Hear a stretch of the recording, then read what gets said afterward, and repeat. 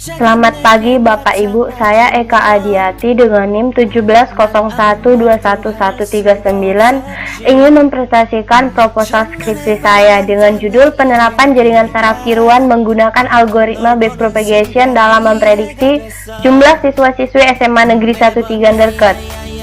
Sebelumnya saya berterima kasih kepada Bapak Ervandi Siahaan Eskom Mkom yang telah membimbing saya sehingga dapat menyelesaikan proposal skripsi saya.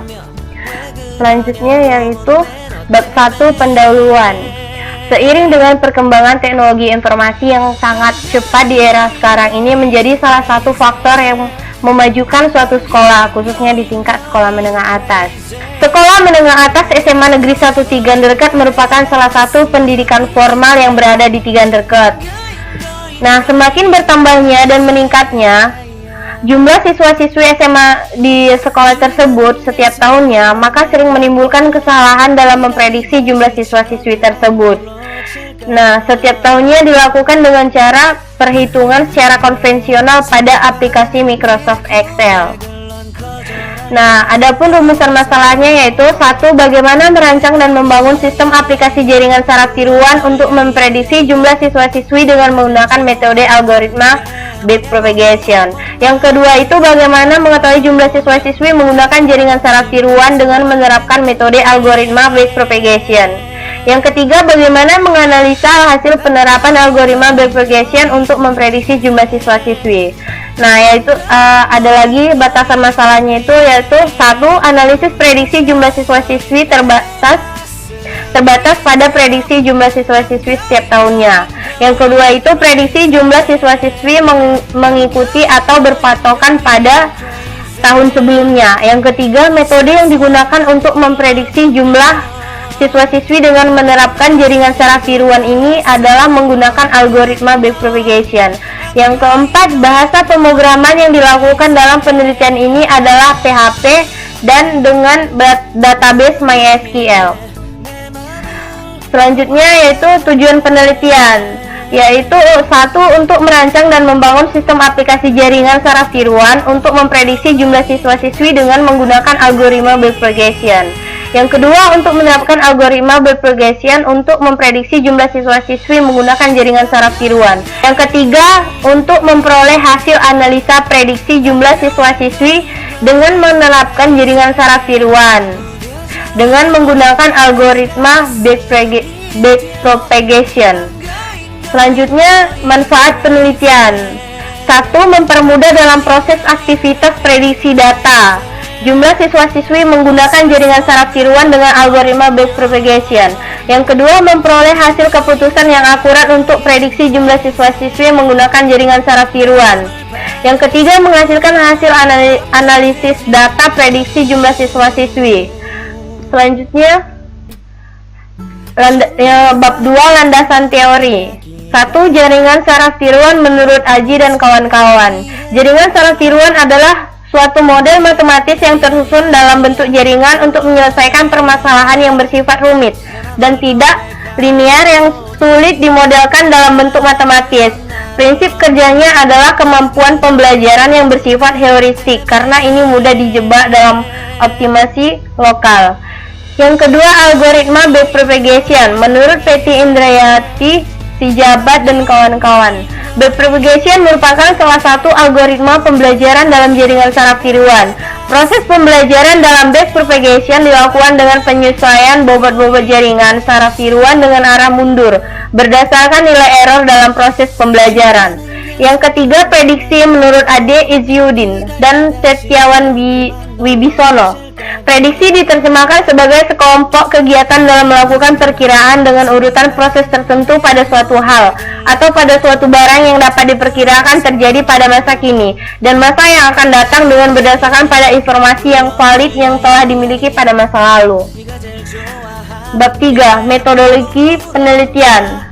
Adapun langkah-langkah dalam metodologi penelitian yakni identifikasi masalah, pengumpulan data, analisis data, penerapan metode backpropagation, desain dan perancangan sistem, pengujian sistem, implementasi sistem, dan evaluasi sistem. Bab 4. Analisa dan perancangan. Nah, bisa dilihat pada tabel nilai masukan latih data dan target latih siswa baru. Nah, di situ bisa kita lihat ya bagaimana nilai masuk latih data dan target latih siswa baru. Selanjutnya proses normalisasi. Data awal jumlah siswa 2016 sampai 2020. Data pelatihan atau training data itu 2016 sampai 2019. Target data itu 2020. Nilai data terendah A sama dengan 0, nilai data tertinggi B sama dengan 50. X11 sama dengan itu hasilnya 0,74000. X12 itu nilainya hasilnya itu 0,50000. Normalisasi dilakukan sampai pada X56. Selanjutnya lagi tabel pada data normalisasi training. Nah, itu bisa dilihat gambar pada tabel tersebut hasil. Perhitungan manual backpropagation.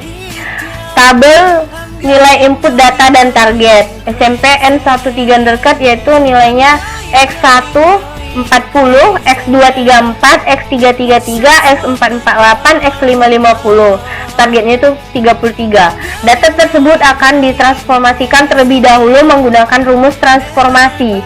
Dari hasil pengukuran semua data secara manual didapat nilai maksimalnya itu 50, sedangkan nilai minimalnya itu 0.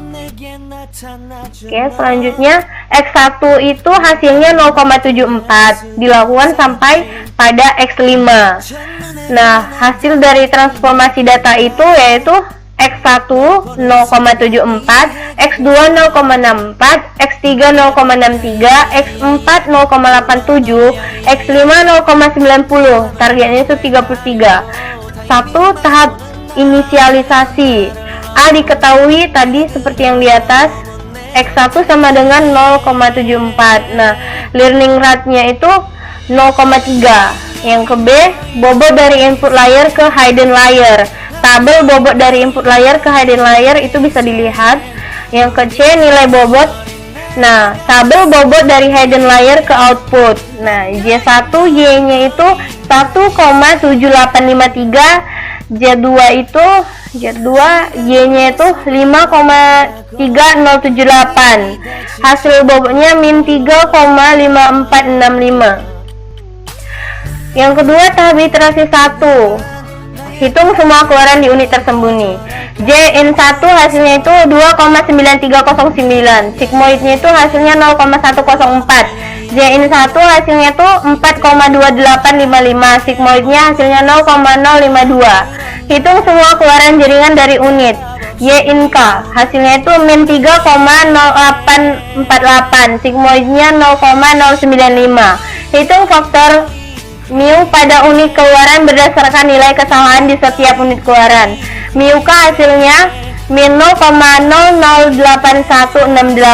Nah, selanjutnya hitung suku perubahan bobot dengan persamaan berikut. Delta WJK sama dengan sigma mu KZI, di mana untuk learning rate 0,3. Delta W1 hasilnya min 0,0003. Delta W2 hasilnya min 0,001. Menghitung penjumlahan kesalahan dari unit tersembunyi sama dengan mu dengan menggunakan persamaan berikut ini. Mu net 1 hasilnya min 0,015. Mu net 2 hasilnya min 0,043. Perhitungan dilakukan sampai pada suku nilai VZ. Berdasarkan perhitungan di atas, maka dilakukan penjumlahan untuk memperoleh total prediksi untuk sekolah SMA Negeri 1 Tiganderkat, yaitu sebagai berikut. Output layarnya itu delta V11, delta V21, delta V31, delta V41, delta V51. Output layarnya hasilnya yaitu 0,023585 sama dengan 23 orang setelah dibulatkan. Demikianlah presentasi proposal saya. Lebih dan kurangnya saya mohon maaf. Terima kasih Bapak Ibu. Selamat pagi.